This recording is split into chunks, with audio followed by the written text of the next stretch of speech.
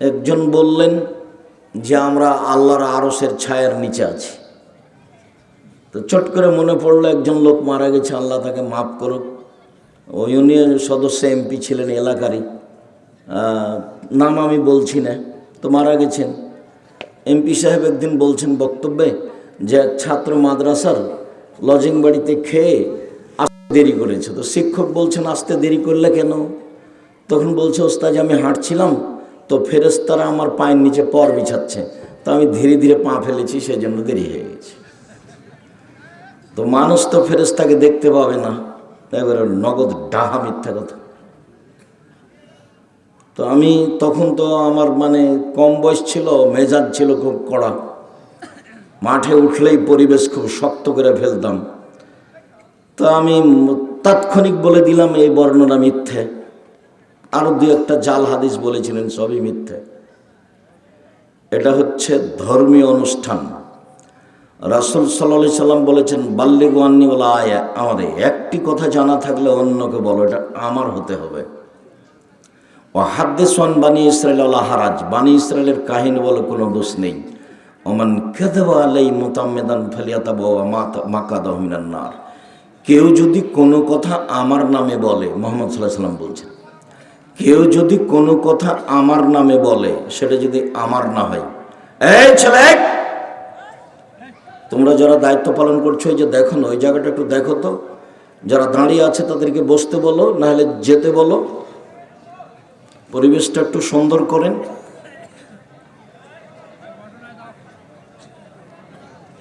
বসেন।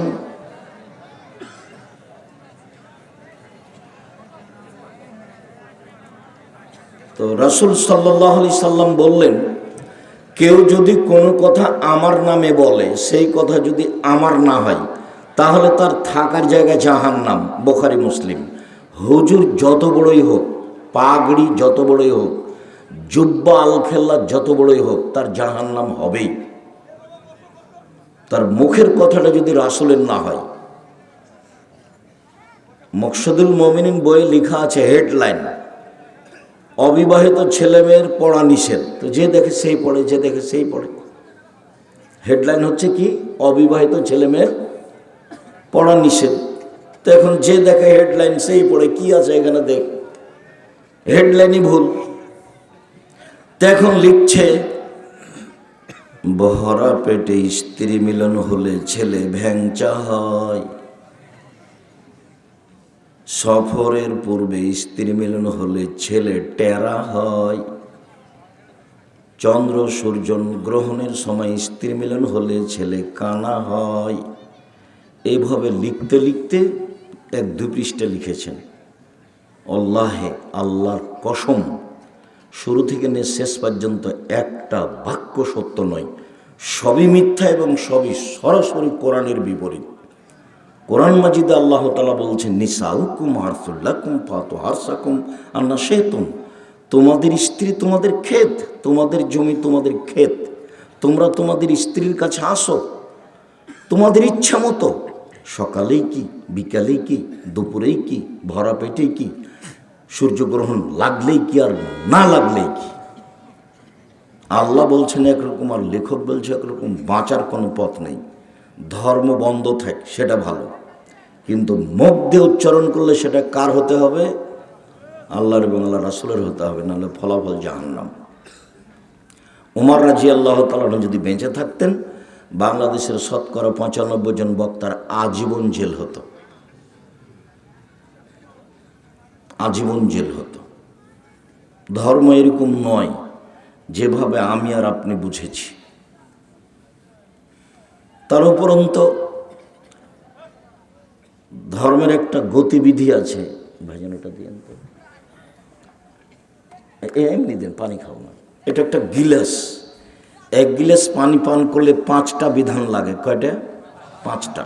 এক গিলাস পানি, 1 ডান হাতে ধরতে হবে, 2 বিসমিল্লাহ বলতে হবে, 3 বসে পান করতে হবে, 4 3 শ্বাসে পান করতে হবে, 5 পান শেষে আলহামদুলিল্লাহ বলতে হবে।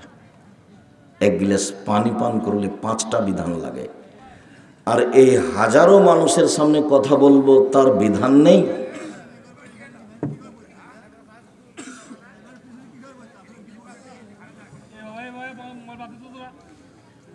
এই তোমরা বসে থাকো, নাহলে এখান থেকে চলে যেতে হবে। তোমরা বসো।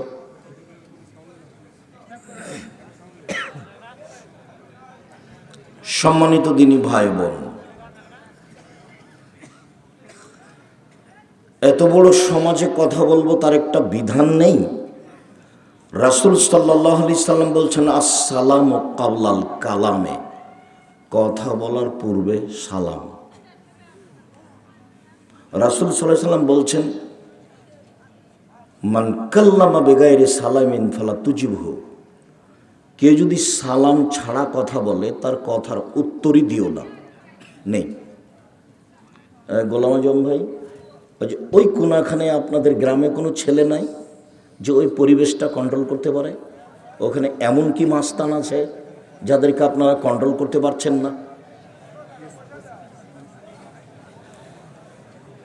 গ্রামের ছেলেরা যারা, একটু দেখো তোমরা, আজকে তো আমরা তোমাদের গ্রামে আছি, তো তোমরা যদি তোমাদের গ্রামের পরিবেশ কন্ট্রোল করতে না পারো তাহলে এটা তোমাদের বদনাম থেকে যাবে, তোমাদের গতি তো আমার কাছে মনে থেকে যাবে। যদিচ হলদিয়া আমার নতুন জায়গা নয়, হলদিয়ায় আমি একবারে বক্তব্যের সূচনায় এসেছি, যে হলদিয়া গ্রাম বক্তব্যের সূচনাতে যে টাকা আমাকে দিয়েছিল সেটা আমি হিসাব করছিলাম, আমি কি ভুল করেছে নাকি, এত টাকা দেয় কেন? টাকা তো মানুষের 200 দেয়, তো এখানে কেন 700, এটা কি ভুল করলো নাকি? তো গোলাম আজমকে বললাম, কি ব্যাপার, এত টাকা কেন?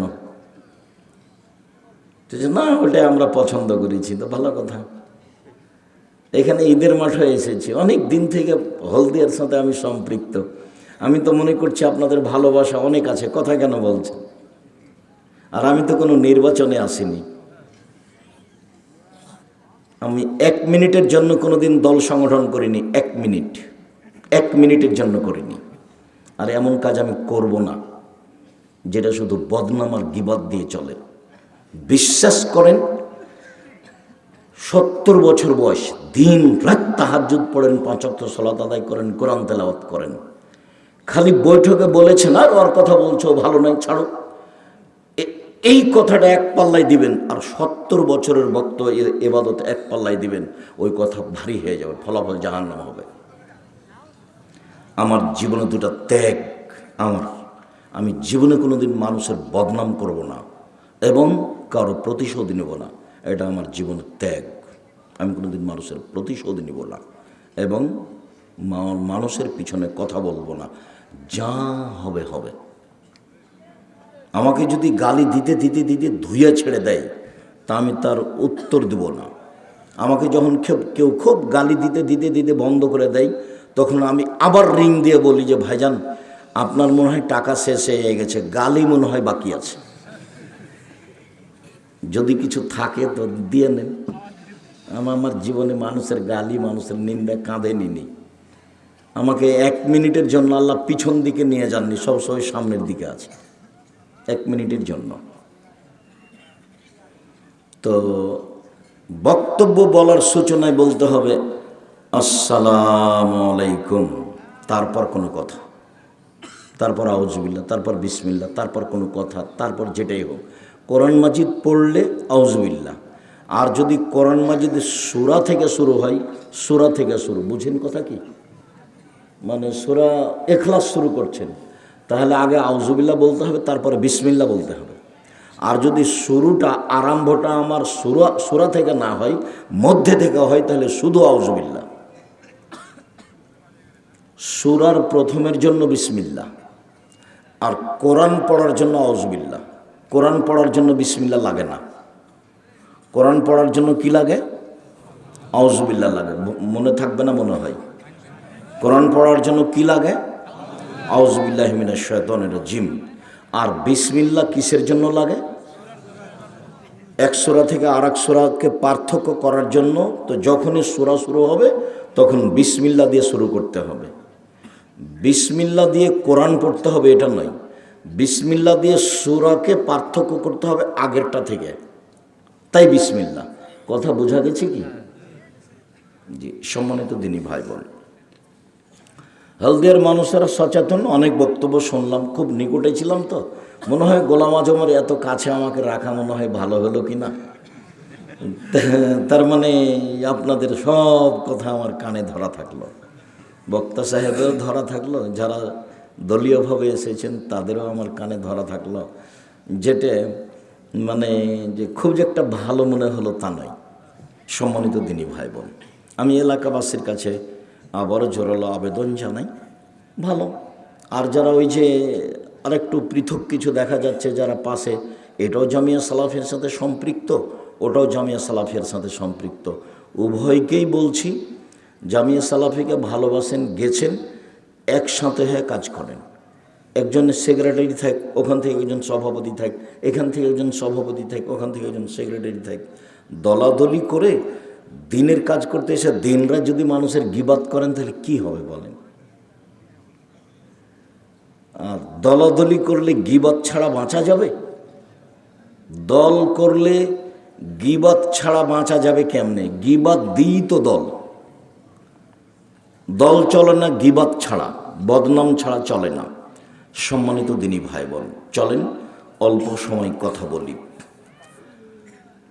মানুষের সাথে পাপ দুই ধরনের, একটা মানুষের সাথে জড়িত পাপ, একটা আল্লাহর সাথে জড়িত পাপ। আল্লাহর সাথে জড়িত পাপ কি? সুদ খেয়েছে, এটা আল্লাহর সাথে জড়িত পাপ। জেনা হয়েছে, এটা আল্লাহর সাথে জড়িত পাপ। সালাত আদায় করেনি, নামাজ পড়েনি, এটা আল্লাহর সাথে জড়িত পাপ। আল্লাহর সাথে সম্পৃক্ত পাপ ক্ষমা হওয়া সহজ। 70 বছর বয়সে একদিনও সালাত আদায় করেনি, আজকে বলছে আল্লাহ আমার ভুল হয়েছে, তুমি আমাকে মাফ করো। তো আল্লাহ বলছেন আচ্ছা ঠিক আছে, যাও মাফ করলাম, যাও, তো হয়ে গেছে। সুদ খেতে খেতে খেতে খেতে একবারে কোটি কোটি ঢাকায় কত বাড়ি করেছে। আজকে বলছে রাতে যে আমি তোমাকে এক অদ্বিতীয় লাশারিক বলে বিশ্বাস করে তোমার দরবারে স্বীকৃতি দিচ্ছি যে জিন্দেগিতে আমি আর কোনোদিন সুদ খাবো না, সুদের লেনদেন সব বন্ধ করলাম।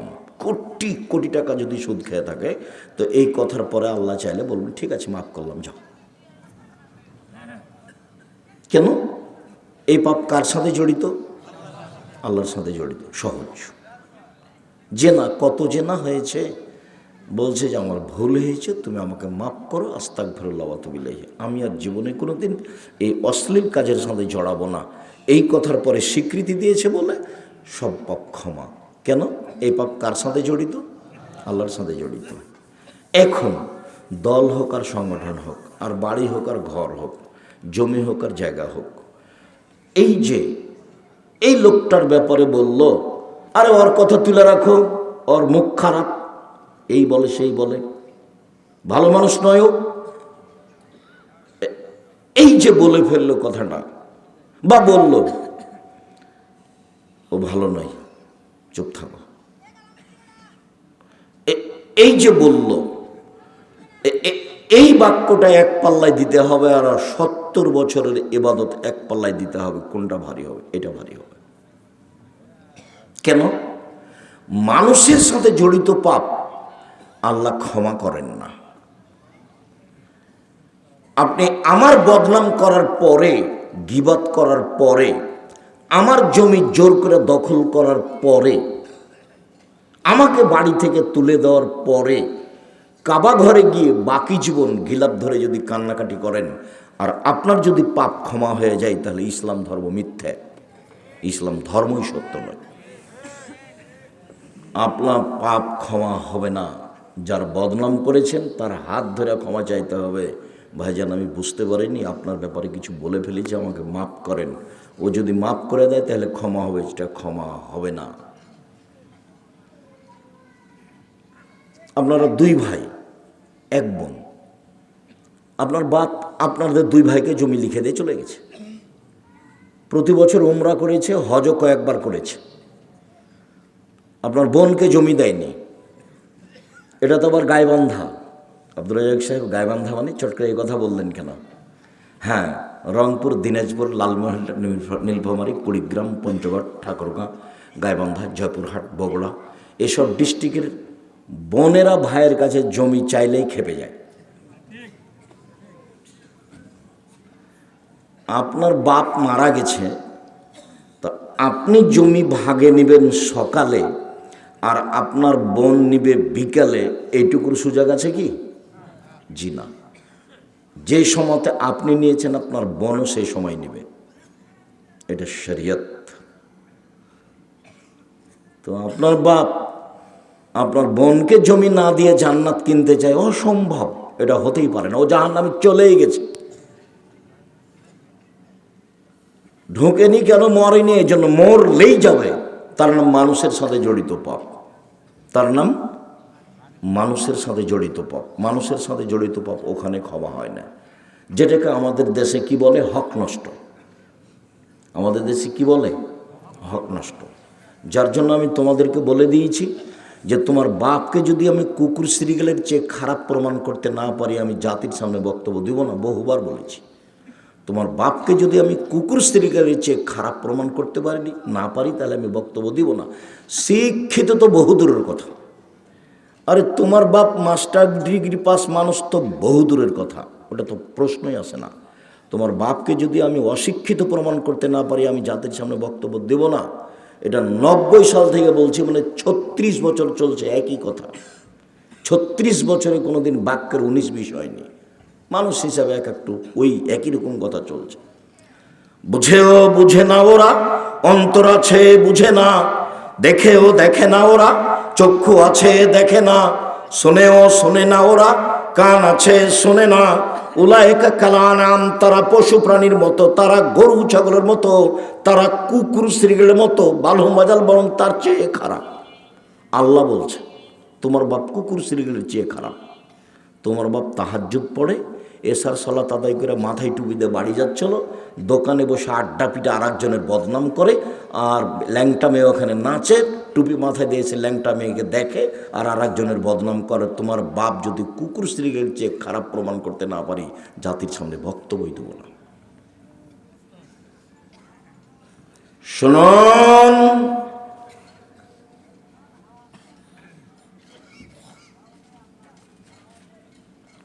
সালাত আদায় না করা মহাপাপ। ইবাদতের জগতে ব্যতিক্রম ইবাদত হলো সালাত। ভিন্ন ধরনের ইবাদত হলো সালাত, যার উপরে নির্ভর করে অন্যান্য ইবাদত। সালাত এমন একটি ইবাদত যার উপরে নির্ভর করে অন্যান্য ইবাদত। সালাত যদি হয়, বাকি ইবাদত কবুল হবে। সালাত যদি কবুল না হয়, তাহলে বাকি ইবাদত বাতিল বলে গণ্য হবে। সালাত এমন একটি ইবাদত যাতে ছাড় নেই। অন্যান্য ফরজ ইবাদতে ছাড় আছে, যেমন রমজান মাস ফরজ ইবাদত, কিন্তু আপনি অসুস্থ, শরীরটা কেমন কেমন লাগছে, এখন করিয়েন না, পরে করেন। এই যে রমজান মাস ফরজ, তবু ছাড় আছে। জাকাত 2 মাস আগে দিয়ে দেন, জাকাত 20 দিন পরে দেন, সমস্যা নেই, এই যে ছাড় আছে। হজ ফরজ বিধান, এবছর করতে চাচ্ছেন না, ঠিক আছে, সামনেবার করেন, এই যে ছাড় আছে। কিন্তু সলাত এমন একটা ইবাদত, অজু করে সলাত আদায় করতে হয়, পানি নেই, তায়াম্মুম করে পড়তে হবে। মাটি নেই, অজু ছাড়া তায়াম্মুম ছাড়াই সলাত আদায় করতে হবে। দাঁড়িয়ে সলাত আদায় করতে হয়, দাঁড়িয়ে থাকা যায় না, বসে থেকে করতে হবে। বসে থাকা যায় না, শুয়ে থেকে সলাত আদায় করতে হবে। কেবলার দিকে মুখ করে সলাত আদায় করতে হয়, কেবলা বোঝা যায় না, এমনিতেই সলাত আদায় করতে হবে। পরিষ্কার কাপড় পরে নামাজ পড়তে হয়, পরিষ্কার কাপড় নেই, যেই কাপড়ে পেশাব পায়খানা লেগে আছে ওই কাপড় পরেই সলাত আদায় করতে হবে। পরিষ্কার অপরিষ্কার কোনো কাপড়ই নাই, উলঙ্গ হয়ে আছেন, নামাজের টাইম হয়ে গেছে, এ অবস্থায় সলাত আদায় করতে হবে, করতেই হবে। সালাত এমন একটি ইবাদত মানুষের সাথে আপোষ করে না।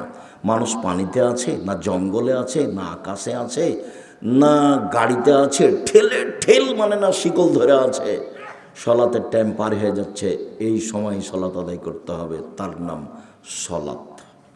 জীবনে একদিনও সালাত আদায় করেনি 80 বছর বয়স, এত গুরুত্বপূর্ণ ইবাদত হওয়ার পরেও আজকে বলছে আল্লাহ আমার ভুল হয়েছে, তুমি মাফ করো। আল্লাহ তার সব অতীতের পাপ ক্ষমা করে দিবেন। কিন্তু মানুষের বদনাম করার পরে যদি বলে আল্লাহ আমার পাপ ক্ষমা করো, তাহলে এই পাপ ক্ষমা হবে না, তার নাম গীবাত। শোনেন সম্মানিত দিনী ভাই বোন, সুদ সুদ এত মহাপাপ যার ভাষা আল্লাহর নবী যেভাবে উল্লেখ করেছেন পৃথিবীর কোনো পাপের ভাষা এভাবে উল্লেখ করেননি, অথচ পাপ তার চেয়ে বড় আছে। ওর চেয়ে বড় পাপ আছে, কিন্তু ভাষা এমন নয়। দেখেন, মায়াকুলো দিরহাম রেবা হিয়ালাম আসাদ্দমিন সিত্তাতে ও সালাসিনা জেনিয়া। কেউ যদি জেনে শুনে 1 টাকা সুদ খায়, 36 বার জেনা করে যত পাপ হবে, 1 টাকা সুদ খেলে তার চেয়ে বেশি পাপ হবে। এক, এই ভাষার সাথে কোনো পাপের ভাষা মিল খাবে না। 2, রাসূল সাল্লাল্লাহু আলাইহি ওয়াসাল্লাম বলছেন, আর রেবা সাবুনা জুজান আইসারাহ আইন করাজুল মাহু। সুদের পাপের 17টি ভাগ রয়েছে, ছোট থেকে বড়, বড় থেকে ছোট। সবচেয়ে ছোট ভাগ হলো মার সাথে জেনা করলে যেমন পাপ হয়। পৃথিবীতে সবচেয়ে বড় পাপ শিরক, কিন্তু ভাষা এমন নয়। পৃথিবীর 2য় মহাপাপ বাপ মায়ের অবাধ্য চলা, কিন্তু ভাষা এরকম নয়। পৃথিবীর 3য় মহাপাপ মিথ্যা সাক্ষী দেওয়া, কিন্তু ভাষা এমন নয়। পৃথিবীর 4র্থ মহাপাপ মানুষকে হত্যা করা, কিন্তু ভাষা এমন নয়। ভাষা এরকম নয়। অবাক ভাষার পাপ, সেটা হচ্ছে সুদ। আর তাকে জড়িয়ে দিয়েছেন আল্লাহ রসুল জেনার সাথে। জেনার ব্যাপারে রসুল বলছেন যে অবিবাহিত ছেলে যদি জেনা করে, তাহলে তাকে 1 বছরের জন্য 100 লাঠি পিটিয়ে তাড়িয়ে দিতে হবে। আর বিবাহিত ছেলে মেয়ে যদি জেনা করে, তাহলে তাকে ইট ঢেল পাথর দিয়ে মেরে মেরে মেরে ফেলতে হবে। বেঁচে থাকার কোনো পথ নাই। অবাক হতে হবে যে দুনিয়াতে 3টা পাপের কারণে মানুষকে হত্যা করতে হয়, কিন্তু 2টা পাপ করার পরে বাঁচার পথ। তাহলে সরকারিভাবে তাকে ফাঁসি দিতে হবে, হত্যা করতে হবে। এখন তাকে ফাঁসির মঞ্চে নিয়ে যাওয়া হয়েছে, ফাঁসও গলায় দেওয়া হয়েছে। তখন বলছে, না না না, ভুল হয়েছে, ভুল হয়েছে, ভুল হয়েছে। কোরআন মাজিদে আল্লাহর বিধান, কোরআন মাজিদে আল্লাহর কালাম, আমার ভুল হয়েছে। তাহলে তাকে ফাঁস থেকে কি করতে হবে? নামিয়ে নিতে হবে, তার ফাঁসি হবে না। অথচ পাপ ছিল হত্যা। 2, কেসাস। আপনি যদি আমাকে হত্যা করেন, তাহলে আমার বাপ মা আপনাকে হত্যা করে নেবে সরকারিভাবে, তার নাম কেসাস। আপনি যদি আমাকে হত্যা করেন, আমার বাপ মা আপনাকে হত্যা করে নেবে, তার নাম কেসাস। এটাই আল্লাহর বিধান। এখন আপনাকে ফাঁসির মঞ্চে নিয়ে যাওয়া হয়েছে, ফাঁসও গলায় দেওয়া হয়েছে। আমার বাপ মা চিল্লাচিল্লি করে বলছে, না না না না না, আমরা মাফ করে দিলাম, আমরা মাফ করে দিলাম, আমরা কেসাস নিব না, আমরা কেসাস নিব না। তাহলে আপনাকে ফাঁস থেকে নামিয়ে নিতে হবে, আপনার ফাঁসি হবে না। 3, বিবাহ করার পরে যদি কেউ জেনায় লিপ্ত হয়, তাহলেও তাকে ইট ঢেল পাথর দিয়ে মেরে মেরে মেরে ফেলতে হবে, তাকে ফাঁসি দিতে হবে। পৃথিবীতে এমন কোনো পথ নেই যা তাকে বাঁচাতে পারে। পৃথিবীর কোনো পথই নেই যা তাকে বাঁচাতে পারে। সম্মানিত দিনী ভাই বোন, এই পাপের সাথে জড়িয়ে দেওয়া হয়েছে সুদকে। সুদ খেয়ে একবারে জীবনটাকে একবারে পূর্ণ করে দিয়েছে সুদে। এখন বলছে, আল্লাহ আমার ভুল হয়েছে, তুমি মাফ করো। 1 বাক্যে সব পাপ ক্ষমা হয়ে যেতে পারে। যাক, ঠিক আছে, মাফ করলাম। কেন? এই পাপ কার সাথে জড়িত? আল্লাহর সাথে জড়িত। আপনি আরেকজনের বদনাম করলেন, ক্ষমা চান। আরে এমনি ক্ষমা তো দূরের কথা, হজ করতে গিয়ে কাবা ঘর ধরে যদি মরা পর্যন্ত ক্ষমা চান যে আমি বিগত চেয়ারম্যানের নিন্দা করেছি, তুমি আমাকে মাফ করো, আজীবন মরা পর্যন্ত ক্ষমা চাইলে যদি এই পাপ ক্ষমা হয়ে যায়, ইসলাম ধর্ম মিথ্যা। ইসলাম ধর্ম মিথ্যা নয়, ইসলাম ধর্ম সত্য। এর পাপ ক্ষমা হবে না, এটাই সত্য। তাকে দেশে ফিরে আসতে হবে, যার বদনাম করেছে তার হাত ধরে ক্ষমা নিতে হবে, তার নাম গীবাত।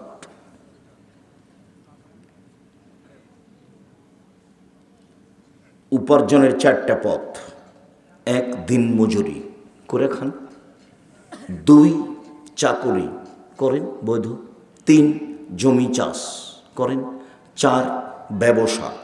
তখন রাসূল সাল্লাল্লাহু আলাইহি সাল্লাম বললেন, সত্যবাদী বিশ্বস্ত ব্যবসায়ীরা নবীদের সাথে জান্নাতে থাকবেন। অবাক উপার্জনের পথ, অবাক অবাক উপার্জনের পথ। উপার্জনের পথ কয়টা? 4টে। 1, দিন মজুরি, কিষান কামলা, বুঝেন না আপনারা? এটা একটা উপার্জনের পথ। 2, চাকরি করেন, যেখানে করবেন বৈধ জায়গায় চাকরি করেন। দিনমজুরিতে টাকা শেষ হবে সন্ধ্যায়, চাকরিতে টাকা সাধারণত শেষ হয় 25 দিনে, 5 দিন ধার কর্জ করে চলে। 3 জমি চাষ, আমার আব্বা ছিলেন চাষি, হয় সমান সমান না হয় লস। জমি চাষে কি হবে? হয় সমান সমান না হয় লস। এই হলো 3টা উপার্জনের পথ। এইবার চতুর্থ ব্যবসা। তখন রাসূল সাল্লাল্লাহু আলাইহি ওয়াসাল্লাম বলছেন, মনে রেখো সত্যবাদী বিশ্বস্ত ব্যবসায়ীরা নবীদের সাথে থাকবেন। এ তো বললেন, আর একটা বাক্য বলছেন, পৃথিবীর মানুষ শুনে রেখো, ইয়া মাশারাত তুজ্জার, ব্যবসায়ীরা শোনো, ইন্নাল বাইয়া ইয়াহজুরুল কিযবুল হাযাব।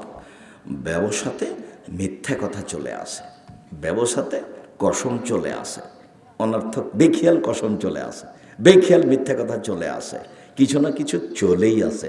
ফাসুবহু বিসাদকা, দান করে এটা মিটিয়ে দাও। এই উপার্জনের এত কেন প্রশংসা? ঘটনাটা কি? এইটা একটা মাদ্রাসা, হলদিয়া কওমি মাদ্রাসা, এখানে 20 জন এতিম আছে। কথার কথা, জামিয়া সালাফি আছে 519 জন। কতটি? 519 জন। আব্দুর রাজ্জাক সাহেব এত এতিম রেখেছেন কেন? কিভাবে চলে? কিভাবে চলে তা আমি বুঝতে পারি না, তবে বালা মুসিবত জন্য আল্লাহ এর উপর দিয়ে পার করে দেয়, যেন প্রতিষ্ঠানে না আসে, এই জন্য রেখেছি। মূলত আমার লক্ষ্য উদ্দেশ্য এইটা যে এতগুলো এতিম রেখেছি, আল্লাহ এখানে সহজে কোনো বালা মুসিবত দিবে না, এই আশা। তো সম্মানিত দিনী ভাই বোন, দিন মজুর তো এই এতিমের সহযোগিতা করতে পারবে না, ও তো সন্ধ্যায় টাকা শেষ হয়েছে। চাকরি 25 দিনে শেষ হয়, 5 দিন ধার কর্জ করে চলে, ওও তো এতিমদের সহযোগিতা করতে পারবে না। 3 জমি চাষ, ও তো লস হয়ে গেছে, ও তো এতিমদের সহযোগিতা করতে পারবে না। একটাই পথ আছে মানুষ সহযোগিতা করতে পারবে অসহায় মানুষের, সেটা কি? ব্যবসা। ব্যবসা আমি বলিনি চকলেটের ব্যবসা করতে হবে, আমি চকলেটের ব্যবসা মানে বলেছি কম পয়সার ব্যবসা। সত্যবাদী বিশ্বস্ত ব্যবসায়ী যদি বাদাম বিক্রি করে তবুও ফল এটাই হবে। সত্যবাদী বিশ্বস্ত ব্যবসায়ী যদি ইনপুটে জাপান থেকে মাল এনে চট্টগ্রামে নামাই, ফলাফল এটাই হবে। আর অসহায় মানুষকে সহযোগিতা করার মতো একটাই পথ, তবে পয়সা বেশি হতে 25 থেকে 30 বছর লাগবে। একবারে কলকাতায় হিরোইন কিনলেন, ঢাকায় বিক্রি করলেন, একদিনে কোটি টাকা হলো, এটা ব্যবসা নয়, এটা ব্যবসা নয়। গাইবান্ধাতে ট্রেনে উঠে বগুড়ায় নামবো মনে করে ট্রেনে উঠেছি, তো একটা ছেলেকে বলছে একটু বাদাম দাও তো, তো 200 বাদাম দিয়েছে, কে 100। তা বলছে তোমার দাঁড়ি পাল্লাটা আমাকে দাও তো, আমি একটু ধরি। ট্রেনের ঘটনা বলছি, এই গাইবান্ধারই ঘটনা বলছি। তা আমাকে দিতে চাচ্ছে না, দেয় একটু ধরি, আমি দেখি তো একটু কমে গেছে। তো বলছি কম দিলে কেন? তো বলছে হুজুর সবাই খালি 1-2 করে খেয়ে নেয় তো, এটাও জুলুম। এইটা এই দেশের নির্বাচন পদ্ধতিতে মানুষকে এত নিচে নামালছে যে ও তো টাকা খরচ করেছে অন্যায়ভাবে, টাকা তো উঠাবেও। এই জুলুম, এই নির্যাতন, এই অন্যায়, এই অবিচার, এই রাহাজানি, এই লুটতরাজ, এই মারামারি, এই দাগাবাজি, এই দাঙ্গামা, এই হাঙ্গামা, এই জুয়াচুরি, এই চাঁদাবাজি মানুষকে একবারে পশু করে দিয়েছে। বুঝেও বুঝে না ওরা, অন্তর আছে বুঝে না, দেখেও দেখে না ওরা, চক্ষু আছে দেখে না, শোনেও শোনে না ওরা, কান আছে শোনে না। উলায়েকা কালানাম, তারা পশু প্রাণীর মতো, তারা গরু ছাগলের মতো, তারা কুকুর স্ত্রীর মতো, ভালো মাজাল বরং তার চেয়ে খারাপ। আপনি অবাক হবেন, লন্ডন একটা ইহুদি খ্রিস্টানদের দেশ। আমি 22শে ডিসেম্বর থেকে 11ই জানুয়ারি পর্যন্ত থাকলাম, তাতে আমি বুঝলাম যে একটা মেয়ে যদি 22 হাতের বোরখা পরে, একবারে বোরখার শেষ পর্যায়ে বড়, সারা দিন রাত হাঁটে, কেউ তার সাথে মজাকও করতে পারবে না।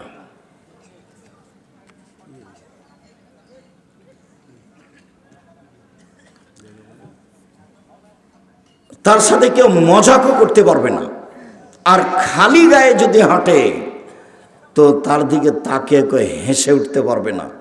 একটা মেয়ে খালি গায়ে চলে যাচ্ছে, কেউ তার দিকে তাকিয়ে হেসে উঠবে বা 18 বছর জেল হবে। কতদিন?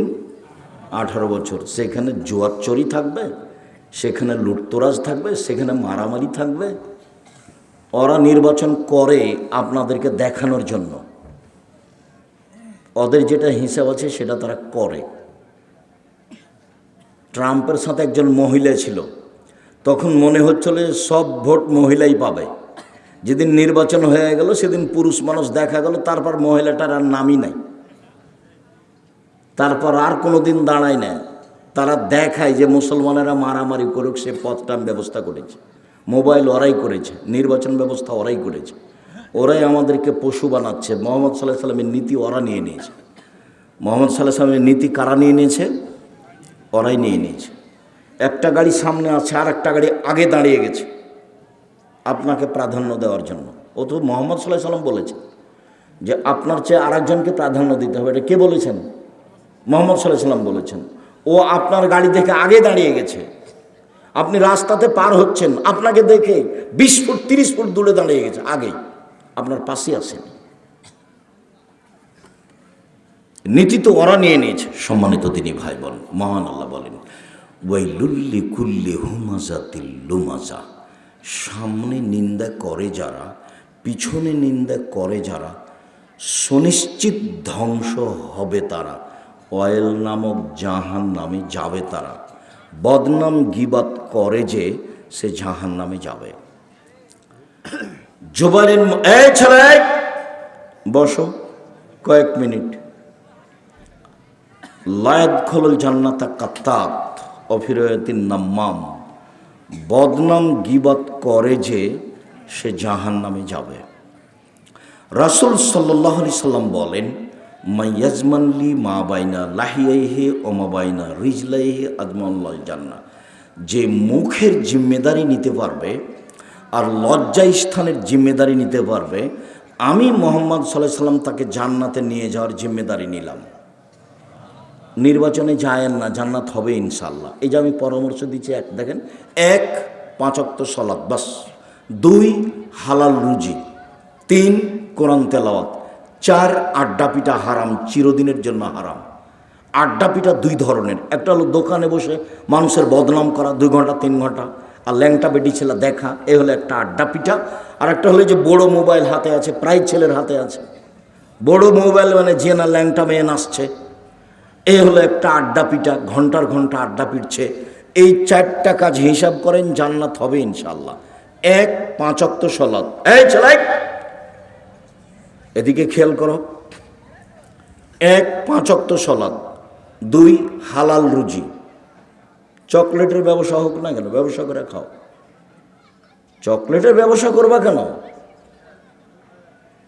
গাইবান্ধা এই এলাকায় বাড়ি, টাকা পয়সার তোমাদের অভাব নেই, বড় ব্যবসা করো। আমি বলছি চকলেটের ব্যবসা করে খাও, ব্যবসা করে খাও। বাদাম বিক্রির ব্যবসা করো, কলার ব্যবসা করো, ব্যবসা করে খাও। মানুষের পিছু পিছু দৌড়াও কেন? চকলেটের আছে, একটা সিগারেটের আছে, তোমার লজ্জা হয় না কেন? তোমার শরম হয় না কেন? তোমার হায়া হয় না কেন? তুমি প্রশংসা করছো কার? তুমি কি দিয়ে বলো অমুকের চরিত্র ফুলের মতো পবিত্র? তুমি বলো কি করে? তুমি কিভাবে দেখলে? তোমার নেত্রীর বয়স 45 মিনিট, তোমার মনে নাই? তোমার নেত্রীর বয়স কত ছিল? 45 মিনিট। তাহাজ্জুদ, লম্বা হাত, কোরআন তেলাওয়াত, দিন রাত তুমি প্রশংসা করলে না? তোমার প্রশংসা করতে করতে তোমার মুখের ফেনা উঠে যায়, তবু তোমার শরম হয় না কেন? তোমার লজ্জা হয় না কেন? তোমার হায়া হয় না কেন? তোমাকে খারাপ লাগে না কেন? তুমি নিজেকে মানুষ মনে করো না? তুমি নিজেকে গরু ছাগল মনে করো, পশু প্রায় মনে করো? বুঝে না ওরা, অন্তর আছে বুঝে না, দেখেও দেখে না ওরা, চক্ষু আছে দেখে না, শোনে না ওরা, কান আছে শোনে না। উলায়েকা কালানাম, তারা পশু প্রাণীর মতো, তারা গরু ছাগলের মতো, তারা কুকুর শ্রীর মতো, বালুম বাজন তার চেয়ে খারাপ। 5 ওয়াক্ত সালাত বাস, হালাল রুজি। বাপের যে 10 কাঠা জমি আছে না, বাড়ির পিছনে বেগুনের চাষ করবেন, বাস শেষ। 3 কোরআন তেলাওয়াত, অন্তত সূরা ইখলাস প্রত্যেক দিন 3 বার পড়বেন, আর যদি পারেন বেশি করে পড়েন। 4 ধরনের মানুষের কবরের শাস্তি হবে না। 1, রাতে যে সূরা মুলক পড়ে, 30 আয়াতের একটা সূরা আছে সূরা মুলক, নাম শুনেছেন? যে রাতে সূরা মুলক পড়বে তার কবরের শাস্তি হবে না। 2, পেট ব্যথায় যে মারা যাবে তার কবরের শাস্তি হবে না। 3, জুমার দিন যে মারা যাবে তার কবরের শাস্তি হবে না। 4, যে শহীদ হবে তার কবরের শাস্তি হবে না। শেষের 3টাই কঠিন, প্রথমটাই সহজ। 1, সূরা মুলক রাতে পড়লে কবরের শাস্তি হবে না, এ কথা আমি বলিনি, এ কথা মুহাম্মদ সাল্লাল্লাহু আলাইহি ওয়াসাল্লাম বলেছেন। 2, জুমার দিন মারা গেলে কবরের শাস্তি হবে না। 3, পেট ব্যথায় মারা গেলে কবরের শাস্তি হবে না। 4, শহীদ হয়ে গেলে কবরের শাস্তি হবে না। পরের 3টাই কঠিন, 1 নম্বরটাই সহজ। কোরআন তেলাওয়াত করেন। 2, 3 হলো কোরআন তেলাওয়াত। 4, আড্ডা পিটবেন না জীবনে, মানুষের বদনাম করবেন না, যা হবে হবে। জমি জায়গা বাড়ি ঘর প্রতিষ্ঠান বয়ে যাক, ধসে যাক, চলে যাক বন্যায়, হ্যাঁ, মুখ খুলবেন না, মুখ খুলবেন না। উকবা বিন আমের বলছেন, আল্লাহ নবী বাঁচার কি পথ, জাহান থেকে বাঁচবো কিভাবে? তখন আল্লাহ রাসূল বলছেন, শোনো, 3টা কাজ করো জাহান্নাম থেকে বেঁচে যাওয়া। 1, আলজাম লেসানাক, মুখখান বন্ধ করো জাহান্নাম থেকে বেঁচে যাওয়া। 2, আলজাম লেসানাক আলজেক বাইতাক, জরুরি প্রয়োজন ছাড়া বাড়ির বাইরে যাওয়া না, জরুরি প্রয়োজন ছাড়া বাড়ির বাইরে যাওয়া না, জাহান্নাম থেকে বেঁচে যাওয়া। 3, পাপের জন্য কাঁদো, জাহান্নাম থেকে বেঁচে যাওয়া। রাসূল সাল্লাল্লাহু আলাইহি ওয়াসাল্লাম বলছেন, গাভীর বান ওলানে চাপ দিয়ে দুধ বের করে ভিতরে ঢোকানো যায় না যেমন, আল্লাহর ভয়ে কাঁদে যে সে জাহান্নামে যাবে না তেমন। কথা বুঝতে পারেননি? আবার বলি, গাভীর বাঁট বুঝেন তো? গাভীর বোট থেকে চাপ দিয়ে দুধ বের করে ভিতরে ঢোকানো যাবে? তো এইটা যেমন ঢোকানো যাবে না, এটা যেমন অসম্ভব, আল্লাহর ভয়ে কাঁদে যে সে জাহান্নামে যাবে না, তার জাহান্নামে যাওয়া এইরকমই অসম্ভব। বাস 3টা কাজ। 1, মুখ কন্ট্রোল। আপনি যে কাজে নেমেছেন মুখ কন্ট্রোল করতে পারবেন? আপনার মুখ খারাপে পয়সা নষ্ট হয়ে গেছে, অন্তর নষ্ট হয়ে গেছে, কলিজা নষ্ট হয়ে গেছে। রাসূল সাল্লাল্লাহু আলাইহি ওয়াসাল্লাম বলছেন, মান সাতারা মুসলিমান সাতারাহুল্লাহ ফিদ দুনিয়া ওয়াল আখিরাহ। কেউ যদি মানুষের দোষ ত্রুটি ঢেকে রাখে, আল্লাহ ইহকাল এবং পরকালে তার দোষ ত্রুটি ঢেকে রাখবেন। 1 মিনিট, এই ছেলে এদিকে দেখো। একজন পাপী মানুষকে আল্লাহ বিচারের মাঠে নিয়ে আসবেন, সব মানুষের সামনে, ইহুদি খ্রিস্টান বৌদ্ধ মুসলমান সবার সামনে নিয়ে এসে তার আমল নামাটাকে এভাবে ধরবেন তার সামনে, তাকে ঢেকে নিয়ে, লোকটাকে নিজে আল্লাহ তার বাহু দিয়ে ঢেকে নিয়ে বলবেন, দেখো তো এইগুলি কি তোমার পাপ? জি, এগুলো আমার পাপ। তুমি কি মনে করো আমার ফেরেশতারা অন্যায় লিখেছে? জি না, আপনার ফেরেশতারা অন্যায় লিখেনি, এটাই ঠিক। তুমি কি আমাকে কিছু বলতে চাও? জি না, আমি কিছু বলতে চাই না। শোনো, তোমার একটা ভালো গুণ ছিল, মানুষের দোষ ত্রুটি মানুষের সামনে বলতে না, মানুষের দোষ ত্রুটি ঢেকে রাখতা। এই গুণ তোমার ছিল, মানুষের দোষ ত্রুটি মানুষ হিসেবে তুমি ঢেকে রাখতে পারো। আমি আল্লাহ তোমার পাপটা ঢেকে রাখতে পারি না, যাও তোমার বিচার হবে না, জান্নাতে যাও। দেখেন উপদেশ বইয়ে ভূমিকাতে এটা লেখা আছে, এ হাদিস আছে, দেখেন উপদেশ বই আছে। আপনার জন্য বই লিখেছিলাম, 90 সাল থেকে মাঠে আছি, এ যাবৎ কোনোদিন মুখে কলমে মিডিয়া আপনাকে আমি ফাঁকি দিইনি। জাতির যদি রাস্তাঘাট করে দিতে না পারি, জাতির যদি স্কুল কলেজ করে দিতে না পারি, জাতিকে চূড়ান্ত সঠিক ধর্ম দিতে পারবো ইনশাল্লাহ। ধর্মের ব্যাপারে জাতিকে ফাঁকি দিয়ে আমি পরকাল হারাতে রাজি নই। সম্মানিত দিনী ভাই বোন, বলছিলাম বাঁচার 3টে পথ, মুখটা বন্ধ রাখেন, জান্নাত পাওয়া যাবে। একদিন আল্লাহ রাসূল বলছেন, সঙ্গী সাথী বলতে পারো? মানুষকে পিছন দিক থেকে ধাক্কা মেরে জাহান্নামে নিক্ষেপ করে কি? সঙ্গী সাথী বলতে পারো? মানুষকে পিছন দিক থেকে ধাক্কা মেরে জাহান্নামে নিক্ষেপ করে কি? সঙ্গী সাথী বলতে পারো? মানুষকে পিছন দিক থেকে ধাক্কা মেরে জাহান্নামে নিক্ষেপ করে কি? বলতে বলতেই ফাঁকা দিলে না হোক, নিজের জিভাটা ধরে নিয়েছেন।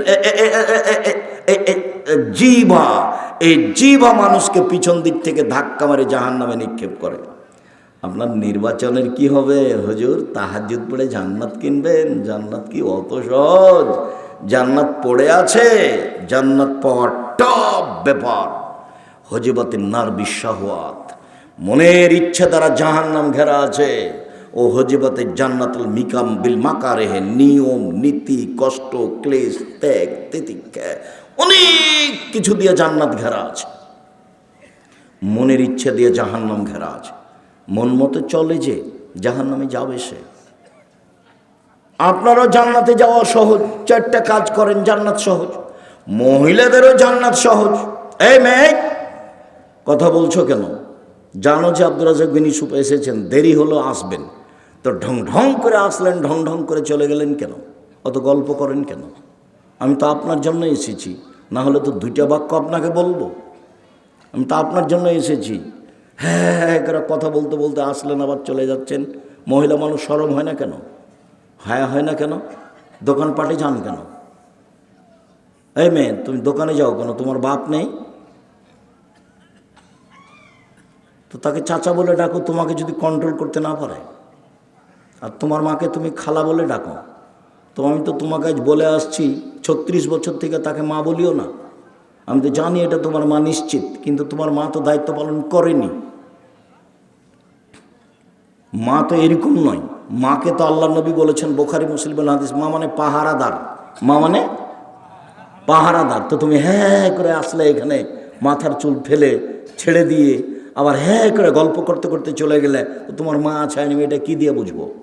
এই মেয়ে, রাসূল সাল্লাল্লাহু আলাইহি ওয়াসাল্লাম বললেন, মা মানে 4টে জিনিস। 1, মা মানে বিদ্যা শিখাবে। 2, মা মানে শিষ্টাচার শিখাবে। 3, মা মানে সাজগোজ করে পরিপাটি করে রাখবে। 4, মা মানে পাহারা দিবে। বুখারী মুসলিমের হাদিস। তোমার মা তোমাকে কি পাহারা দিল? তোমার মা তোমাকে কি পাহারা দিয়েছে? তোমার নখ বড় আছে, এটাই কি শিষ্টাচার? তোমার নখে নেল পালিশ আছে, এটাই কি শিষ্টাচার? তোমার সামনের চুল ছোট আছে, এটাই কি শিষ্টাচার? তুমি নগ্ন পোশাক পরে থাকো, এটাই কি শিষ্টাচার? তুমি ভুরু তুলে চিকন করে রেখেছ, এটাই কি শিষ্টাচার? তুমি জোহর থেকে নিয়ে এখন পর্যন্ত দোকানে ঘুরে বেড়াচ্ছ, এটাই কি শিষ্টাচার? তোমার বাপ আছে, এটা তুমি বলতে পারো, আমি বলিনি, কোনো দিন বলবো না, ওটা তোমার চাচা। বাপ মানে চোখ যেভাবে ঘুরে বউ সেভাবে চলে, তার নাম স্বামী। চোখ যেভাবে ঘুরে বউ সেভাবে চলে, তার নাম স্বামী। রাসূল সাল্লাল্লাহু আলাইহি ওয়াসাল্লাম বলছেন, আনফিক আলা ইয়ালিক বিন তাগলিক, তুমি তোমার পয়সা দিয়ে তোমার ছেলে মেয়েকে লালন পালন করো, মানুষের মতো মানুষ করে গড়ে তুলো, ভালো করে শিক্ষা দাও। ওয়ালা তারফা আনহুম আসাকা, তোমার লাঠিটা পরিবারের উপর থেকে উঠিয়ে নিও না। প্রয়োজনে আদর যদি কাজ না করে, তাহলে লাঠি দিয়ে ঠিক করতে হবে। আদর কাজ না করলে কি দিয়ে ঠিক করতে হবে? লাঠি দিয়ে ঠিক করতে হবে। এটা আমি বলিনি, এটা আল্লাহর নবী বলছেন। আর পৃথিবীর সবচেয়ে বড় মানুষ ওটা দেখিয়ে দিয়েছেন বাস্তব। এই মেয়ে শোনো, আমি ওটা বলিনি। পৃথিবীর সবচেয়ে বড় মানুষ বাস্তব দেখিয়েছেন। তুমি 1 মিনিট দেখো না, তোমার সাথে আছে আমি 2-3 মিনিট। উপস্থিত দিনী বৈঠকের মুসলিম বোন, একটু খেয়াল করেন, একটু খেয়াল করেন, কথা বন্ধ করেন, একটু খেয়াল করেন। আয়েশা রাদিয়াল্লাহু তাআলা আনহা বলেন, একদা আমরা এক যুদ্ধ থেকে আসছিলাম, হঠাৎ করে আমার গলার হার হারিয়ে গেল। হারটা ছিল আমার বড় বোন আসমার। বুখারী মুসলিমের হাদিস। হার তো খুঁজে পায় না। সলাতের সময় হয়ে গেল, পানি নেই, অজু করতে পারি না, সলাত আদায় করতে পারি না, হার খুঁজেও পাচ্ছি না, যেতেও পারি না, সবাই বিপদে পড়ে গেল। জনগণ খুব বিপদে।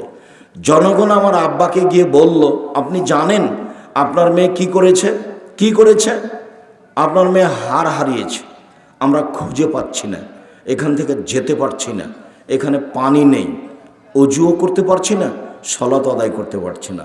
এখন আয়েশা রাদিয়াল্লাহু তাআলা আনহা বলছেন যে আবু বকর সিদ্দিক আমার নিকটে আসলেন। এদিকে দেখেন, আবু বকর সিদ্দিক আমার নিকটে আসলেন। তখন আমার স্বামী আমার উরু রানের উপরে মাথা দিয়ে ঘুমিয়েছিলেন।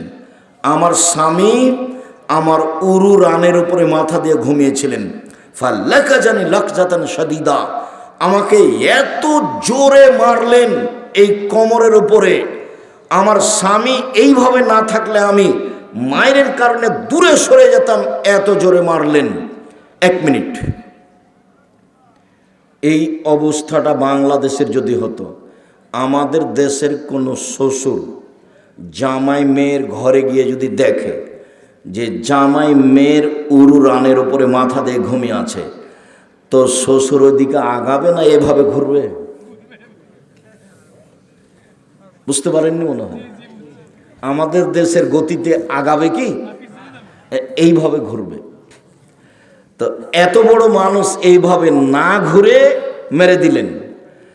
এখন দেখেন সবচেয়ে বড় মানুষে মারলেন কে? আবু বকর সিদ্দিক রাদিয়াল্লাহু তাআলা। সবচেয়ে বড় মহিলাকে মারলেন কে? আয়েশা রাদিয়াল্লাহু তাআলা আনহাকে মারলেন।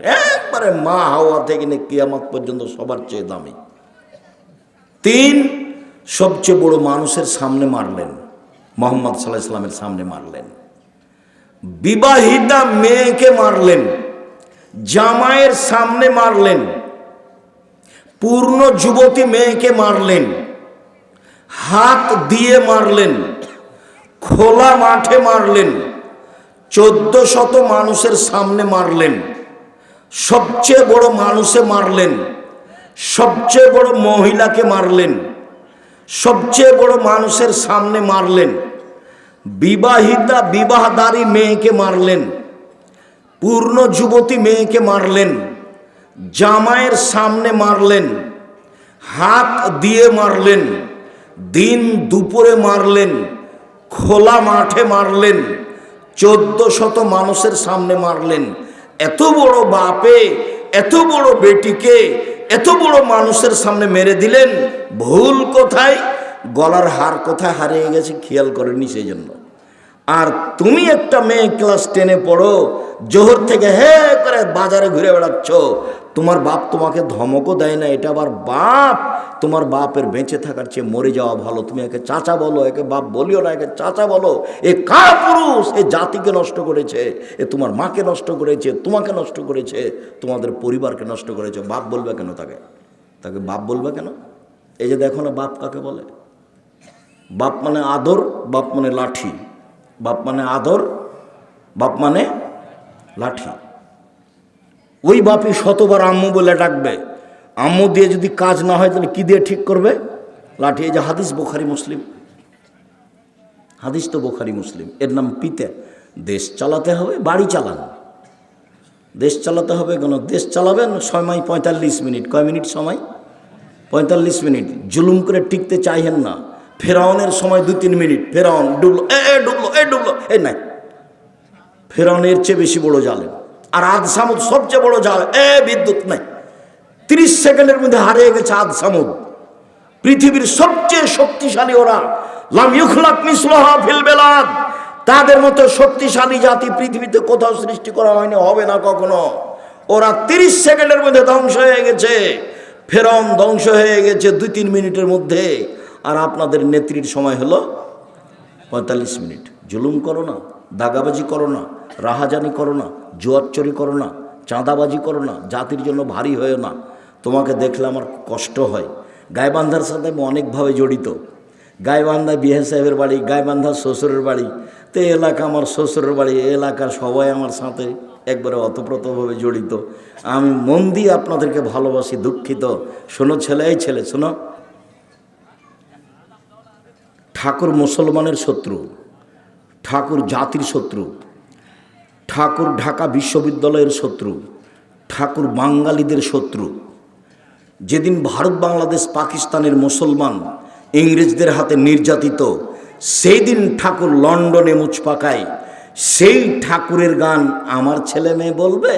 আমি আব্দুর রাজ্জাক বিন ইউসুফ 1 মিনিটের জন্য বলিনি আমার ছেলে মেয়ে বলে না। সেই ঠাকুর বলে, ও কালিমা তোমার আকাশ, ও কালিমা তোমার বাতাস। সকালে ঘুম থেকে উঠেই আমার ছেলে মেয়ে শিরক করে।